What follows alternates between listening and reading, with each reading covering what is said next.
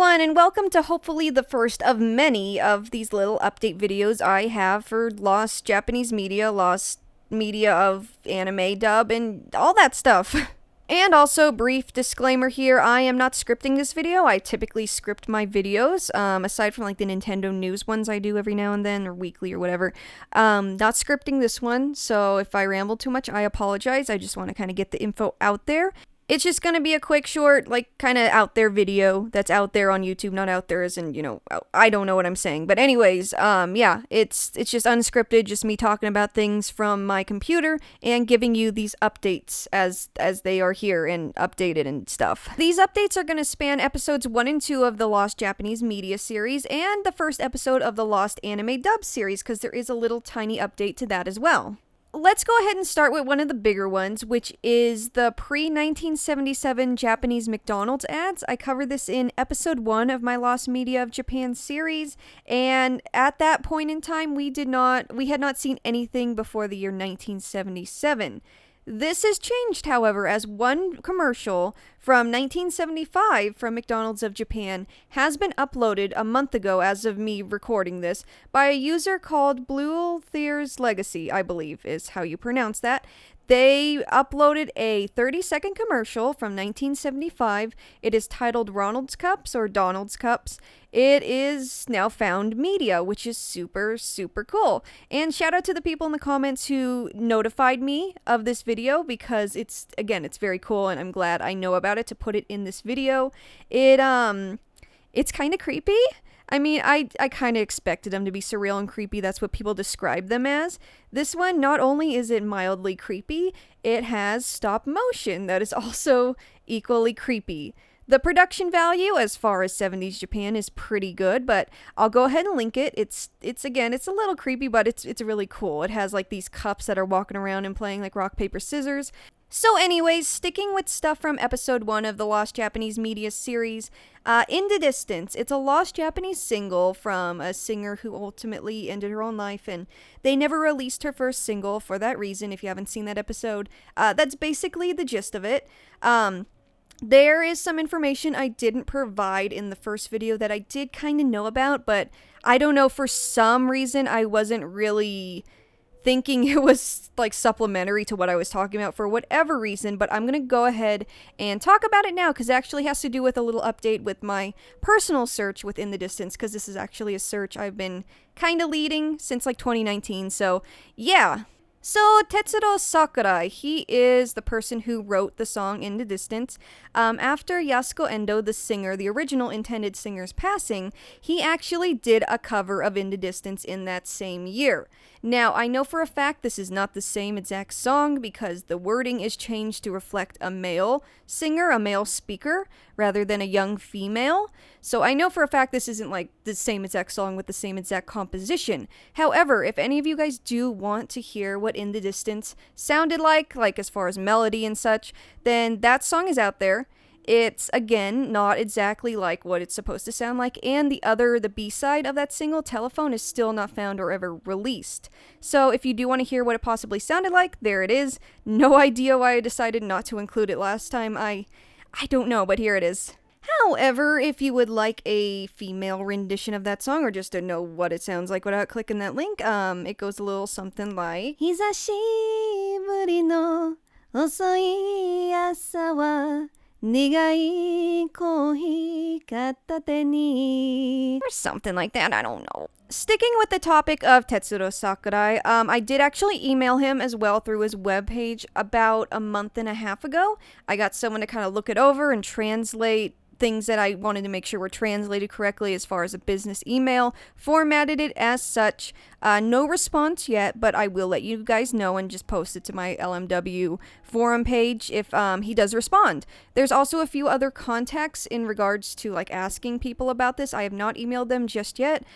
Busy college student, but there's also Masako Arikawa, who is, the real name's Emi Yamaguchi. They were the composer. One of the composers aside from Sakurai, and there was also the arranger who was Toriyama Yuji. So, Masako Arikawa doesn't have any kind of online presence from what I can find personally, but the arranger, Toriyama, they do have a webpage, so I'll get into maybe emailing them at some point as well, when I have time, and maybe asking any kind of little information that they may be able to provide as the whereabouts of the single and like what it sounded like, just some kind of information to go off of. Not my top priority right now, but if anyone like wants to look into that as well, that's where the search is currently, just asking people what happened to the single. That's really all we can do. I mean, you can't really find it in the wild. That's about it with the In the Distance thing. Anyways, Pony Canyon, this kind of has to do with the lost Okada Yukiko, or supposed lost footage of Okada Yukiko's final tour before her passing, as well as In the Distance, because both of these idols were signed under Pony Canyon, so they may have something to do with holding the rights to some extent still to this day. But anyways, Pony Canyon has a crowdfunding platform now, apparently, through their official site. It is called POP, which stands for Package Order Project, and it basically, looking at the site right now, it has various albums and singles and such that you can crowdfund and pay to have them re-release. Just looking at the page right now, there's a lot of Saito Yuki singles and albums and such that are being funded. They have like milestones and such, very much like a GoFundMe. Stay With Me, the Miki Matsubara single, the big Citypop track, that is 100% funded, and I guess they used this project. I don't know, if enough people have an interest in this kind of thing and it gets funded, then it can be a possibility for either one of these potential pieces of lost media, which, you know, it's cool. It's not a huge update, but there is a new kind of piece of information that is here to be shared with you guys. So yeah, pretty cool. So next, the last piece of lost media I'm going to be talking about for episode 1. Hopefully we'll have more updates soon for episode 1, but as of right now, this is it. This is something that was actually updated in a thing like a while ago, and I just didn't see it because the wiki I read this from was not updated to provide this information. But BS Zelda no Densetsu. This is actually, the game, from what I understand, is actually completely available to an extent. See, the only thing that they're missing, again, this is what I've read, is the voiceover, because with the Satellaview, kind of the satellite service for video games is essentially what Satellaview was.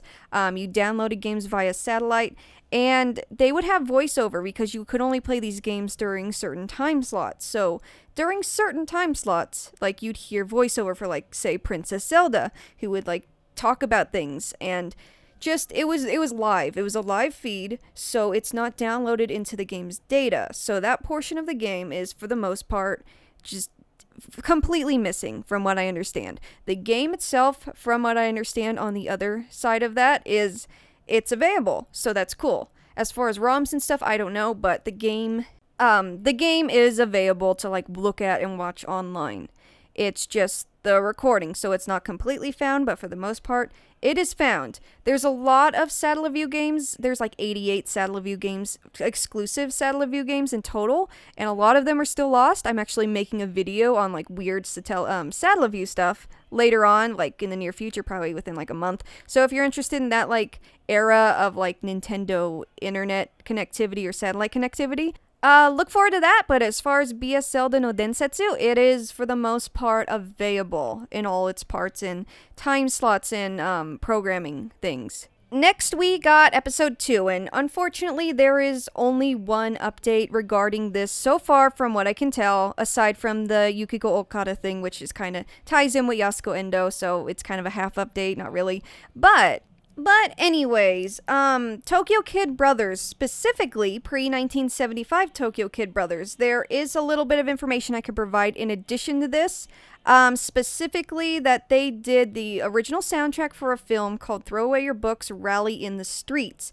This is apparently a movie that gets 5 stars on Letterboxd, which is a film rating site that you can kind of collect films you've seen. Like, this film's really well known, and a lot of Japanese film directors actually credit it as being like one of their influences, in that it's a really good movie. So if you want to learn more about Tokyo Kid Brothers and hear more about that music and that kind of vibe of pre-1975 Tokyo Kid Brothers, then I would recommend finding this film and checking it out. And that is not all with Tokyo Kid Brothers. Somebody actually, a comment on one of my videos, who thank you very much for sending this my way, they found a clip of Tokyo Kid Brothers' Golden Bat.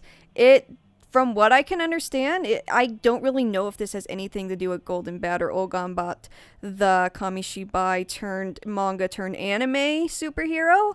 I don't know. It's pretty...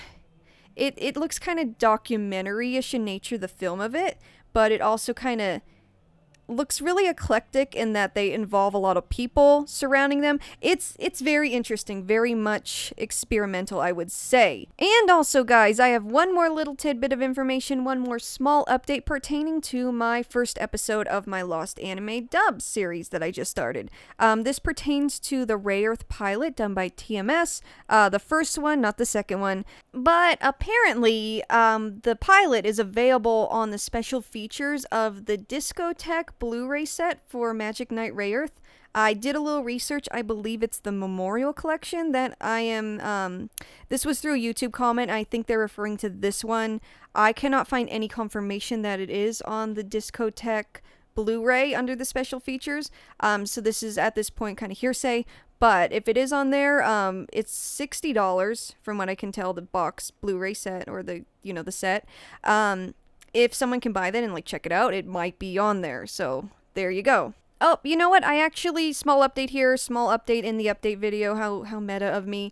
I did a little more digging and I found a tweet from 2015 from Discotheque Media. It says, and I quote, "To recap, we will be including the original English dub pilot of Magic Knight Rayearth with our forthcoming release."